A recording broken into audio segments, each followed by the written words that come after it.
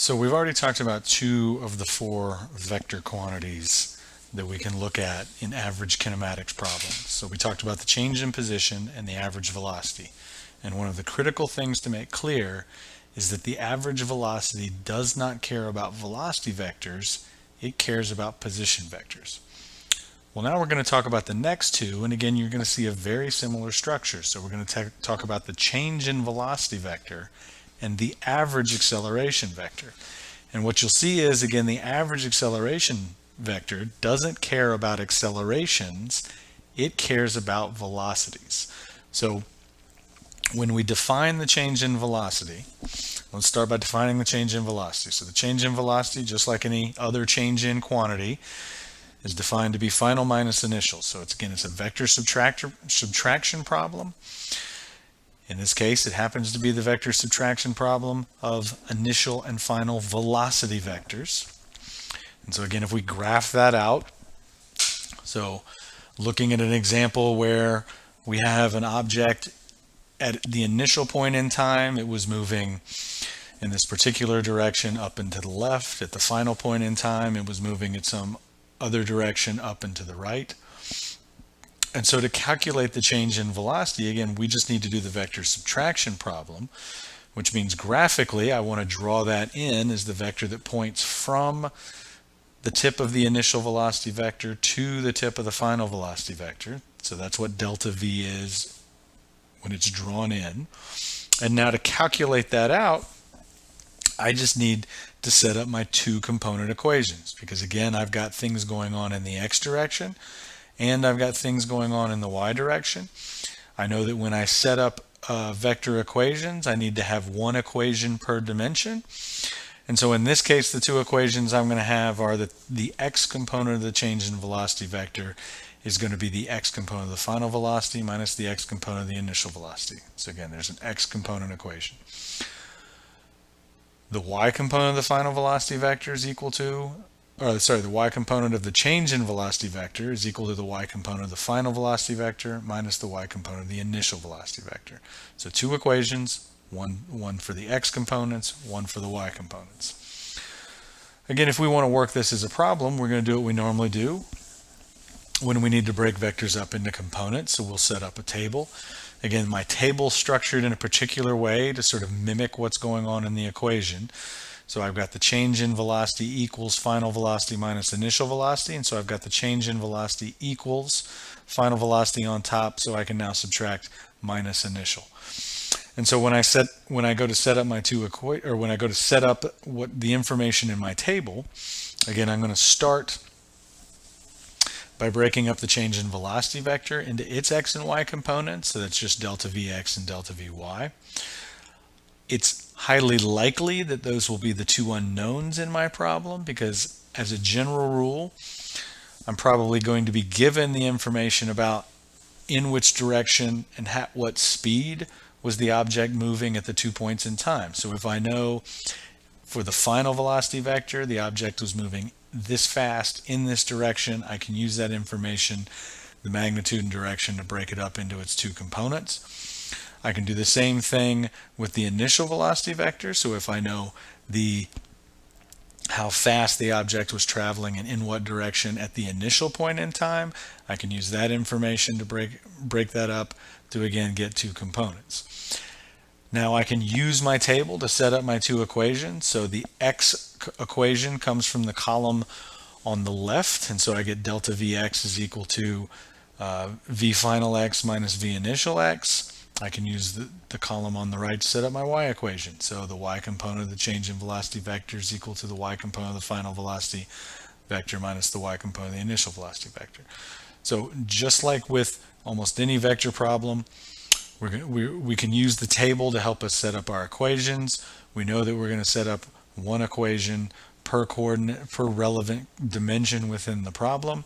And so in this case, I've got two component equations that will let me solve.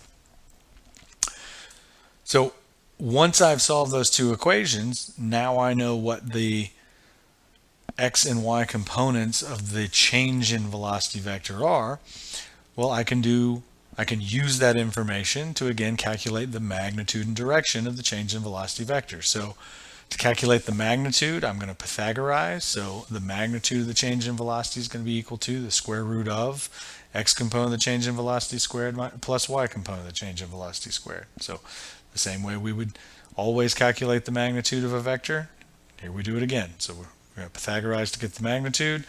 And then again, to get the direction, again in our two-dimensional problem, we can define an angle.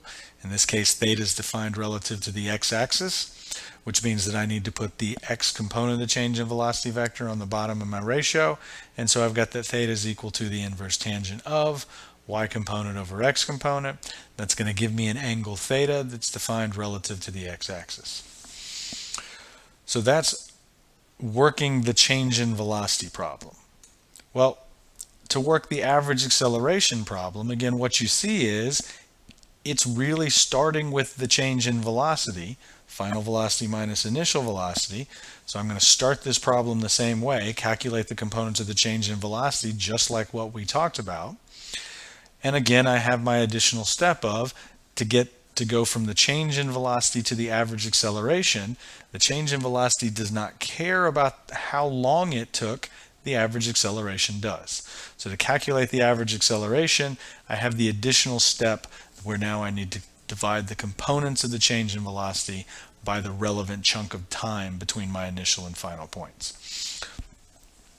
So again, just like with my change in velocity problem, I can set up two equations, one for what's going on in x, the other for what's going on in y. So I'm going to have one equation per dimension. If I've got a two-dimensional problem, then I've got two equations. And so to calculate the x component of the average acceleration, I'm going to start by getting the x component of the change in velocity, divide that by delta t. To get the y component of the average acceleration, I'm going to start by getting the y component of the change in velocity, then divide by delta t. So to do this, I'm going to do it the same way that I did to get the change in velocity in the first place. I'm going to set up my table so I can break up my vectors into their components. Change in velocity, final velocity, initial velocity.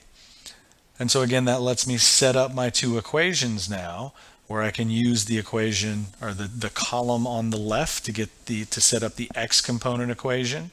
So basically calculating the x component of delta v, and now I just need the additional step of dividing by delta t. Use the information in the column on the right to set up my y equation. So the y component of the average acceleration, again, is just going to be the y component of the final velocity minus y component of the initial velocity, and again divided by delta t. Once I have those two components, just like with any vector, if I know the components, I can use that information to get the magnitude and the direction. So I will now Pythagorize, so x component squared plus y component squared of the average velocity vector to get its magnitude. Take the square root of that.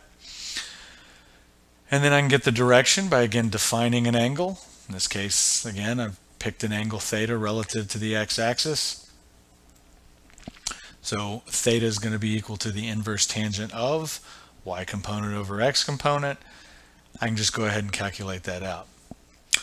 Just like when we talked about the change in position and the average velocity, we said that there was an important relationship that was sort of embedded within the definition.